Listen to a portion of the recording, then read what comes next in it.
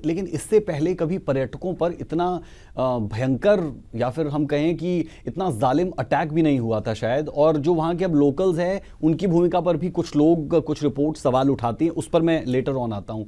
लेकिन जब पर्यटकों पर हमला होता है तो आप किसी धर्म विशेष पर गोली नहीं चला रहे, आप अपने पेट और अपनी नस्लों पर गोलियां चला रहे हैं, क्योंकि पर्यटक जाने बंद हो जाएंगे। आप हाल देख सकते हैं, कोई नहीं जा रहा है। देखिए, मैं मानता हूं कि इसमें जब कभी लोग डिस्कस कर रहे हैं कि पर्यटकों की बात, या जो है हमारे जो फौज के जवान हैं, सुरक्षा बलों के जवान हैं, उन पर जो हमला होता है तो उतना ही जो है हम देश के लिए जो है वो दर्दनाक और खौफनाक होता है जितना जो है पर्यटकों पे होता है।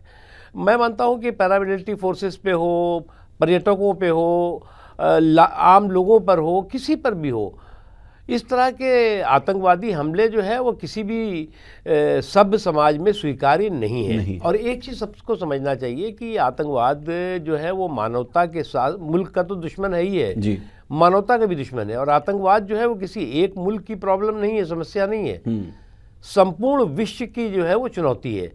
और आज पूरा लगभग देश के बहुत से हिस्से, ज़्यादातर हिस्से आतंकवाद की इस तरह की जो है वो चुनौतियों से जूझ रहे हैं और उसका सामना भी कर रहे हैं, आतंकवादियों को ख़त्म भी कर रहे हैं।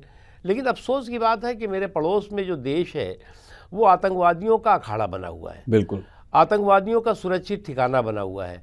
और मैं मानता हूं कि जो उसने आतंकवाद की इमारत खड़ी की है, वही इमारत जो है वो उसकी बर्बादी की इमारत लिख रही है।